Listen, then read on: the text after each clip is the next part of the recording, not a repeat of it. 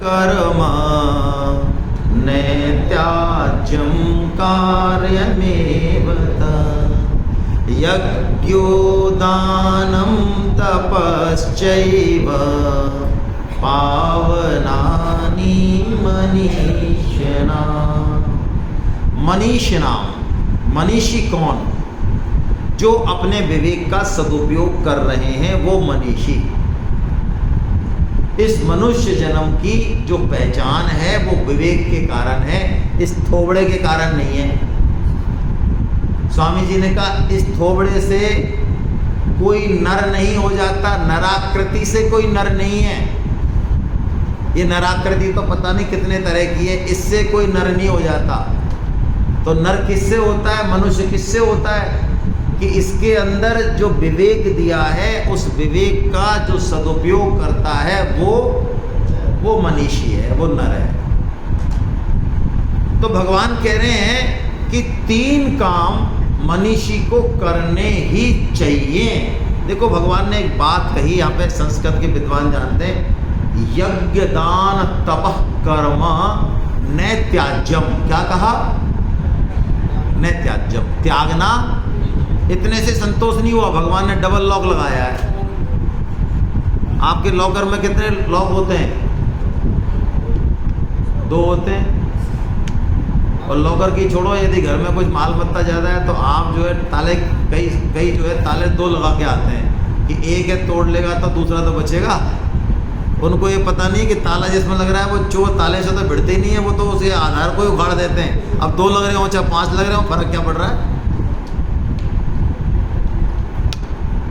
भगवान ने यहाँ पे डबल लॉक लगाया, नैत्याज्यम कार्यमेव तत्। त्यागना नहीं चाहिए बल्कि करना ही, एव कहा, करना ही चाहिए। कौन कौन से 3 काम? यज्ञो दानम तपश्चैव पावनानि मनीषिणा। अब इसमें गहरी बात है, कुछ ऊपर दिया एक पद यज्ञ दान तपः, ये एक है। नीचे दिए अलग अलग, यज्ञो दानम तपश्चैव। भगवान ने कहा तीनों को ही करना चाहिए, हालांकि ये तीनों एक ही हैं मूल में। जब ये प्योरिटी में होने लग जाते हैं तो ये तीनों मूल में एक ही हैं। ये त्याग ही है, ये मूल में कुछ नहीं है। और यज्ञ भी त्याग है, दान भी त्याग है और तप भी त्याग ही है। ये इन तीनों का खाका अंदर से उधेड़ोगे, इनको जब करने लगेंगे तो तीनों में एक ही वही निकलेगा। यज्ञ क्या है?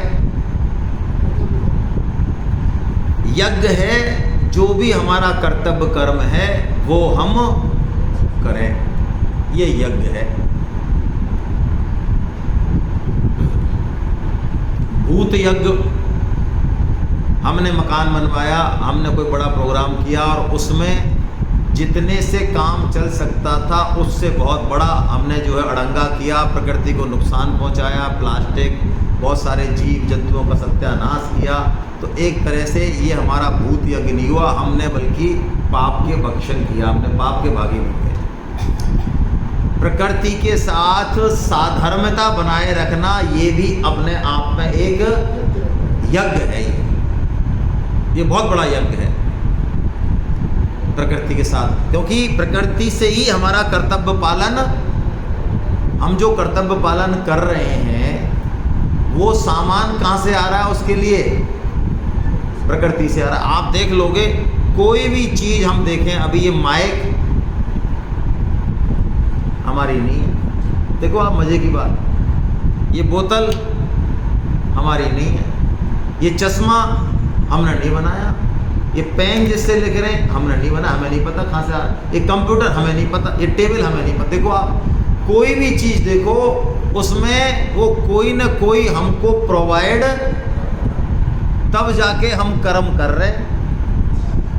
इसका मतलब है जब इतनी सारी चीज़ें हमको प्रोवाइड की जा रही हैं तो हमारा भी कर्तव्य है कि जो हम ले रहे हैं वो हम वापस लौटाएं। और यदि वापस लौटाए हैं तो इसमें फिर हमको एहसान करने की ज़रूरत, तो समाज से हमने जितना लिया परिवार से जितना लिया, माता पिता से जितना लिया, गुरुजनों से जितना लिया, उतना हमको लौटाना। ये जो हम गीता प्रचार में आपसे संकल्प की बात करते हैं, ये यही है। और क्या है बताओ? आज हमें गीता पढ़ के संतुष्टि मिली और हम में से 99.99% व्यक्ति गीता पढ़ने अपनी इच्छा से नहीं आए। अग्निहोत्री जी अपवाद हो सकते हैं, बाबा साहब, ऐसे कुछ ही अपवाद हो सकते हैं, नहीं तो हम सबको सच्ची बच्ची बता दो, आप सबको किसी न किसी ने धक्का मार के ही भेजा होगा गीता क्लास में।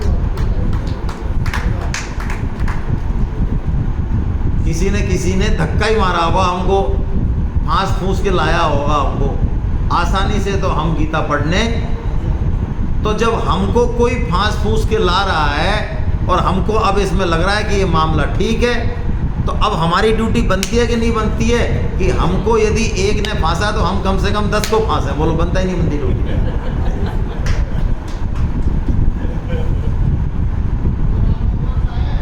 है? राम जी लाए तो राम जी किस रूप में आए वो तो देख लो। राम जी तो वहाँ दिख रहे हैं और ये घर में बैठी है राम जी जो लेके आई है वो नहीं दिख रही है। हाँ, वो डंडा मारेंगे फिर राम जी कि मैं ही दिख रहा हूँ और ये नहीं दिख रही है। इस राम जी को सुधारो पहले। हाँ, तो राम जी खुद थोड़ी आते हैं, राम जी किसी न किसी रूप में प्रकट होके आते हैं। तो बात तो आपकी 16 आना सही है कि राम जी लाएं, लेकिन जो राम जी लाएं उसकी तरफ देखना है। तो ये यज्ञ है, ये यज्ञ है। दान क्या है? दान भी यही है, मैंने कहा ना, तीनों एक ही हैं।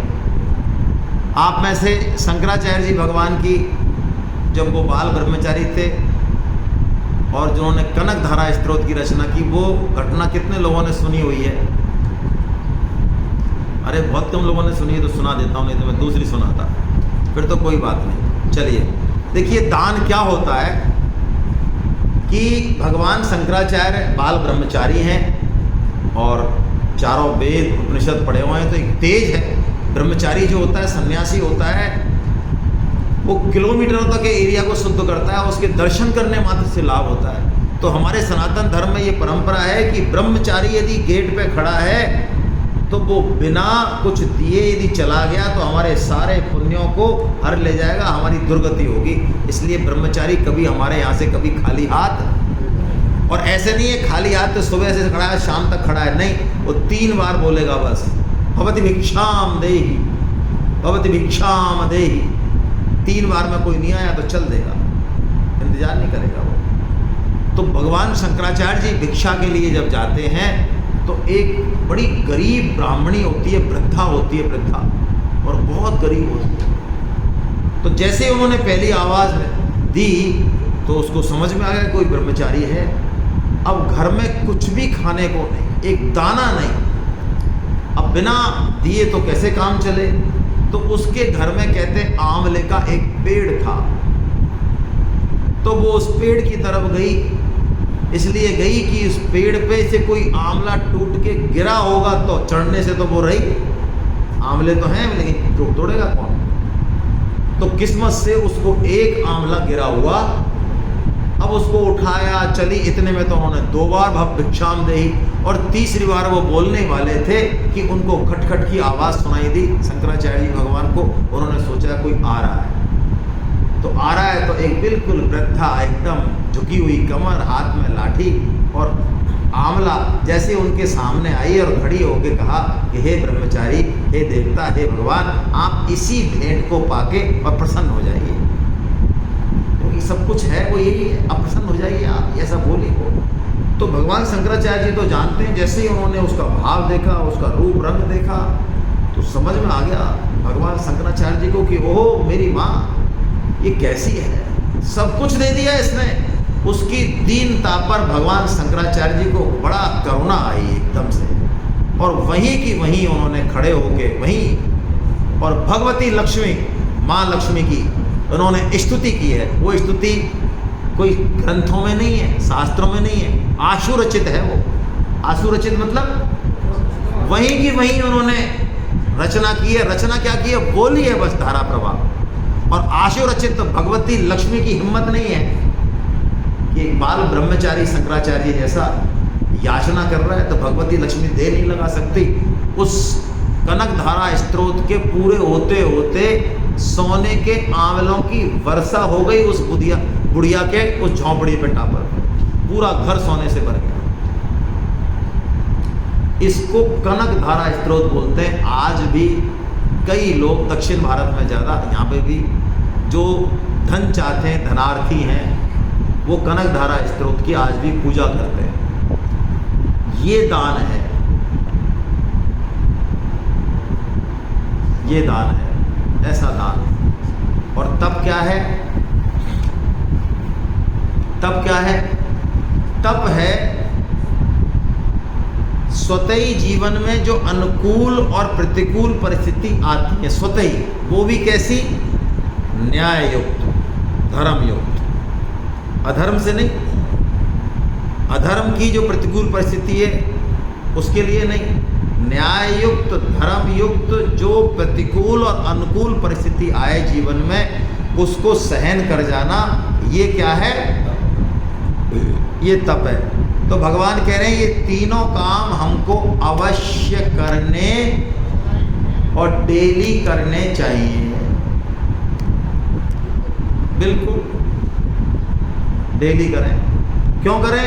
क्योंकि ये पावनानि मनीषिणा, ये मनीषियों को जो अपना उद्धार चाहते हैं, अपना कल्याण चाहते हैं, उनको ये पवित्र करते हैं। और पवित्र अंतःकरण में ही जो है भगवान प्रकट होंगे, इसलिए बहुत जरूरी है।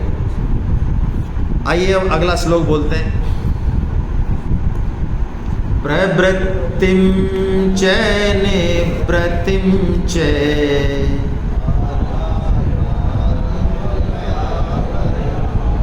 बंधं मोक्षं च या वेत्ति बुद्धि सा पार्थ सात्विकी। क्या करना चाहिए और क्या नहीं करना चाहिए, ये बात हो चुकी है हमारी। अब देखिए भगवान ने किया तो बड़ा जोरदार काम है। ये सृष्टि जो रची है ना, ये इतनी विलक्षण रची है। भगवान ने सारे सामान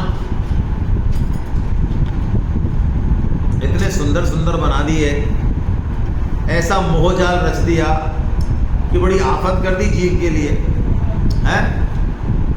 भगवान की सृष्टि ऐसी है कि इसमें क्या करना चाहिए और क्या नहीं करना चाहिए, ये जोर लगाना पड़ता है।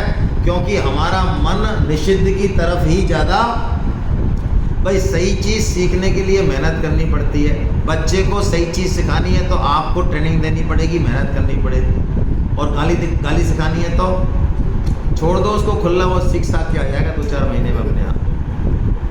ये प्रकृति स्वतः ही पतन की ओर, इसको जब तक हम ट्रेंड नहीं करेंगे, संभालेंगे नहीं। कई लोग कहते हैं ना कुछ स्वतः ही पतन की ओर जा रही है सृष्टि, सिस्टम है ये अपने आप। इसको यदि खड़ा करना है तो करना पड़ेगा। आइए एक भजन गा लेते हैं कि भगवान ने हमारे साथ क्या खेल रचा है, थोड़ा सा मोनोटोनी टूट जाएगी आपकी। भजन तो क्या है, मैं भजन कह रहा हूँ, वैसे है तो फिल्मी गाना, लेकिन मज़ा आएगा इसलिए क्योंकि आज फ्री हूँ मैं। दुनिया बनाने वाले काहे को दुनिया बनाई, का तेरे मन में समाई हो, का तेरे मन में समाई।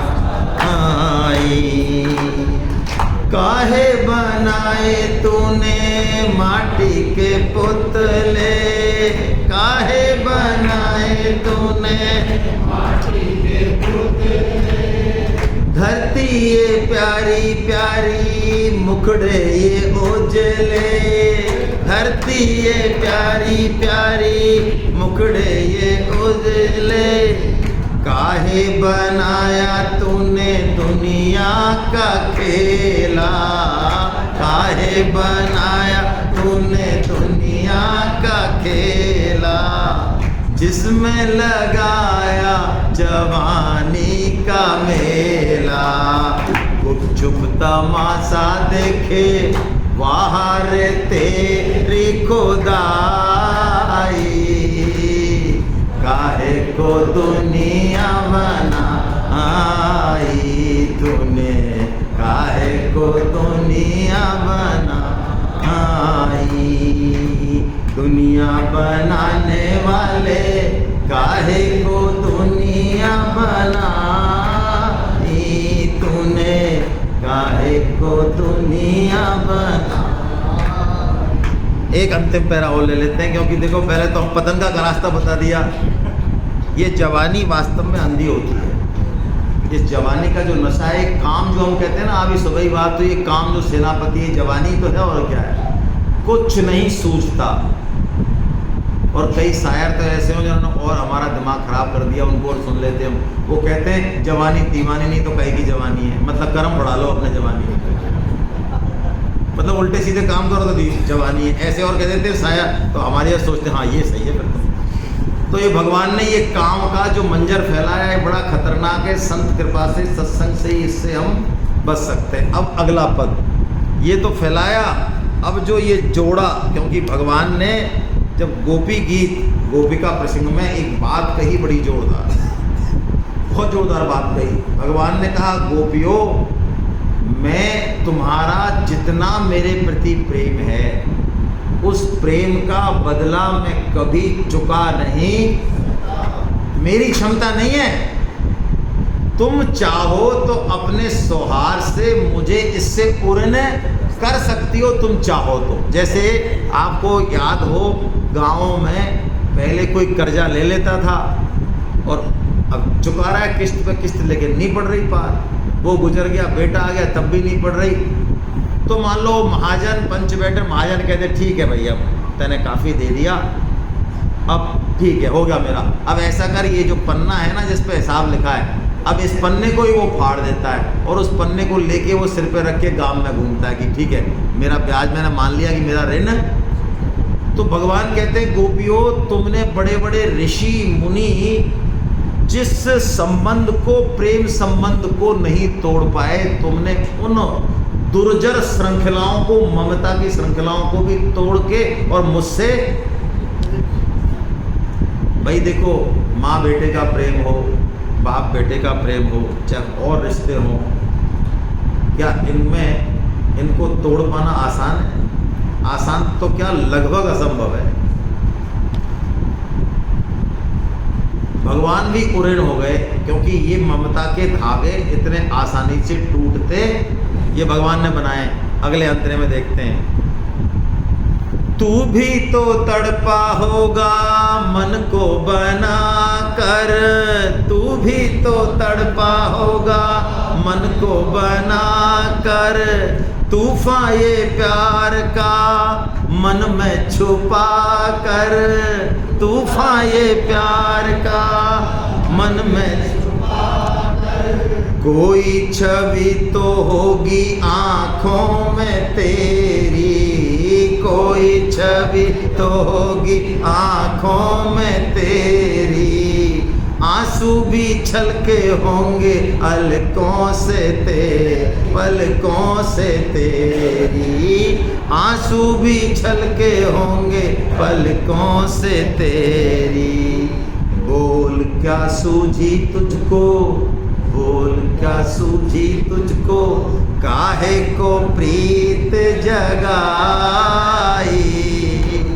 काहे को दुनिया बनाई तूने, काहे को दुनिया बनाई।